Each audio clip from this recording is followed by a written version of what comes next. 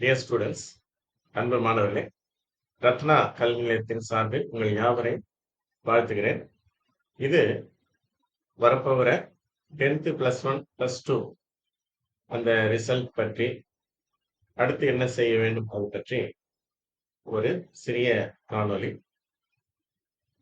இப்பொழுது கூட அடுத்து மே மாதம் முதல் வாரம் முடியும் பொழுது உங்களுக்கு இந்த +2 ரிசல்ட் வந்துடும். தமிழ்நாடு அரசு தேர்வு எழுதினவர்களுக்கு இந்த +2 மாணவர்களுக்கு உங்களுடைய ரிசல்ட் அன்றைக்கு நீங்கள் தெரிந்து கொள்ளலாம். அதை அடுத்து +1 ரிசல்ட் வெளியிடப்படுகிறது. டியர் ஸ்டூடெண்ட்ஸ், அன்பு மாணவர்களே, ரத்னா கல்வி நிலையத்தின் சார்பில் உங்கள் யாவரையும் வாழ்த்துகிறேன். அடுத்த மாதம், அதாவது மே மாதம் முதல் வாரத்தை ஒட்டி +2 ரிசல்ட் வெளியிடப்படுகிறது. தமிழ்நாடு அரசு தேர்வு எழுதிய மாணவர்களுக்கு அந்த ரிசல்ட் வருகிறது. அதை அடுத்து +1, அதை அடுத்து 10th ஸ்டாண்டர்ட் இதற்கான இந்த தேர்வுகளுக்கான ரிசல்ட் வெளியிடப்படுகிறது. இந்த தேர்வில் கூடுமான வரைக்கும் மதிப்பெண்கள் தாராளமாக வழங்கப்படும். அதனால ஓரளவுக்கு நன்றாக படித்து எழுதினவர்கள் நல்ல மதிப்பெண்களை எதிர்பார்க்கலாம். இதுல தேர்ச்சி பெற்ற மாணவர்களுக்கு பல விதமான படிப்புகள் இருக்கின்றன. அவர் என்னென்ன படிக்கிறதுன்றத உங்களுக்கு இன்டர்நெட்ல நிறைய பேர் போட்டிருக்காங்க, யூடியூப்ல போட்டிருக்காங்க. அல்லது நீங்கள் விசாரித்து தெரிந்து கொள்ளலாம். அடுத்தது தோல்வியுற்ற மாணவர்கள் என்ன செய்யலாம் என்றுதான் நான் இங்க சொல்ல இருக்கிறேன். முக்கியமாக இந்த தேர்வுகளிலே தோல்வியுற்ற மாணவர்களுக்கு அடுத்தது ஜூலை மாதம், அதாவது ஜூன் மாதம் கடைசியில மற்றும் ஜூலை மாதத்துல தேர்வுகள் மீண்டுமாக நடத்தப்படும். அந்த தேர்வுல எந்தெந்த பாடம் தேர்ச்சி பெறவில்லையோ, தவறிவிட்டார்களோ அந்த பாடங்களை எழுதி அவர்கள் அதிலே தேர்ச்சி பெறலாம்.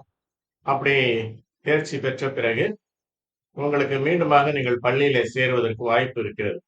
ஒருவேளை 10th அவர் ஃபெயில் ஆயிட்டாருன்னா அந்த ஜூலை மாதம் ஜூலை எக்ஸாம்ல எழுதி தேர்ச்சி பெற்றால் அவர்களும் கூட பள்ளியில சேர்வதற்கு வாய்ப்பு இருக்கிறது. அது மாதிரி +1 அது தவறிவிட்டால் கவலை இல்லை, அவர்கள் அந்த பாடத்தை எழுதி கொள்ளலாம். அவங்க அது தேர்ச்சி பெறுகிறார்களோ இல்லையோ அவர்கள் ஆட்டோமேட்டிக்கா +2 வகுப்பிற்கு அவர்கள் சென்று விடுவார்கள். அப்பொழுது +2 எழுதும் போது கூட மீண்டுமாக ஒரு வாய்ப்பு வரும். இந்த +1 தவறிய பாடங்களை எழுதி கொண்டு அதே அந்த சீசன்ல வந்து +2 தேர்வையும் எழுதிவிடலாம். இந்த வசதிகள் இருக்கிறது.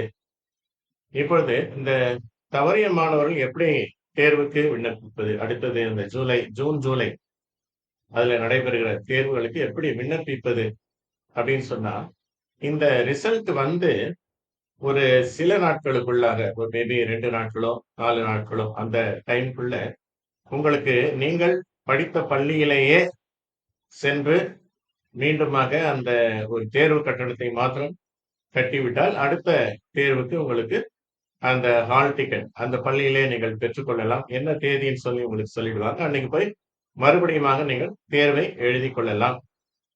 எங்களுடைய கல்வி நிலையத்துல தோல்வியுற்ற மாணவர்களுக்கு வகுப்புகள் நடத்துவோம். எங்களுடைய கல்வி நிறுவனம் சென்னையில இருக்கிறது.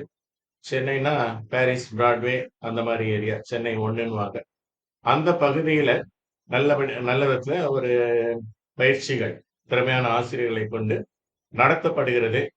அதுல விருப்பமானவர்கள், அதாவது இந்த எங்களுக்கு அருகாமையில இருந்தீர்கள் என்று சொன்னால், சென்னையிலேயே இந்த வட சென்னை பகுதியில இருப்பீர்கள் என்று சொன்னால், நீங்கள் வந்து இங்க இந்த பயிற்சியில சேர்ந்து இன்னும் கூட அதிக மதிப்பெண் பெறுவதற்கு வாய்ப்பு இருக்கிறது. ஒருவேளை தூரமா இருந்தா கூட சென்னை பகுதியில மெட்ரோ ட்ரெயின் உங்களுக்கு பக்கத்துல இருந்துச்சுன்னா அது வழியா வரலாம். எங்களுக்கு மண்ணடி மெட்ரோ அந்த ஸ்டேஷன்ல இறங்கி அங்கிருந்து நடந்தால் ஒரு 15 நிமிஷத்துக்குள்ள வந்துடலாம் இங்க. அல்லது ஷேர் ஆட்டோ, பஸ் போன்ற வசதிகள் இருக்கின்றன. அல்லது நீங்க ஆட்டோலையும் வரலாம். ஓகேவா? அது மாதிரி நீங்கள் அந்த விவரத்தை நான் உங்களுக்கு தெரிவிக்கிறேன். வெளியூர்ல இருக்கிறவங்க எல்லாம் என்ன செய்யலாம் அப்படின்னு சொன்னா, நீங்கள் அங்கே உங்களுடைய பள்ளியிலே நீங்கள் அந்த தேர்வுக்கு நீங்கள் விண்ணப்பித்துக் கொள்ளுங்கள். அடுத்தது உங்களுக்கு அருகாமையிலே ஏதாவது ஒரு டியூஷன் சொல்லி கொடுத்தாங்கன்னா அந்த மாதிரி ஆசிரியர்கள்ட்ட சேர்ந்து படிப்பது நல்லது. அதுக்கு வாய்ப்பே இல்லைன்னா நீங்கள் மீண்டுமாக ரொம்ப கவனமாக அந்த கேள்வி பதில்களை படித்து பயிற்சிகளை செய்து நீங்கள் உங்களை தயார் செய்து கொள்ளுங்கள். இது ஒரு அரிய வாய்ப்பு என்று சொன்னால் இந்த ஆண்டுகள் இந்த வருடமும் அடுத்த வருடமும் ஓரளவுக்கு கேள்வித்தாள் எளிதாக இருக்கும், மதிப்பெண்களும் அதிகம் வழங்கப்படும். அதை தாண்டி புதிய புத்தகம், புதிய பாடத்திட்டம் எல்லாம் வந்துவிட்டால் இன்னும் பல திட்டங்கள் இருக்கிறது. அந்த திட்டங்கள் அவை அமலுக்கு வரும், நடைமுறைக்கு வரும். அப்படி வரும்போது இன்னும் கூட கஷ்டமாயிடும். தேர்ச்சி பெறுவது இன்னும் கூட கஷ்டமாயிடும். அதனால இந்த வாய்ப்பை விட்டு விடாதீர்கள். படிப்பை நிறுத்திடாதீங்க இடையிலே. நான் தான் 10th ஃபெயில் ஆயிட்டேனே அல்லது +1 ஃபெயில் ஆயிட்டேனே அப்படின்லாம் விட்டுறாதீங்க. மீண்டும் மீண்டுமாக முயற்சி செய்யுங்கள். கொஞ்சம் பொறுமையாக படித்தால் நீங்கள் நல்ல மதிப்பெண் பெற்று தேர்ச்சி பெறலாம், வாழ்க்கையிலே முன்னேறலாம். உங்கள் யாவரையும் மீண்டுமாக நான் வாழ்த்துகிறேன். நன்றி, வணக்கம்.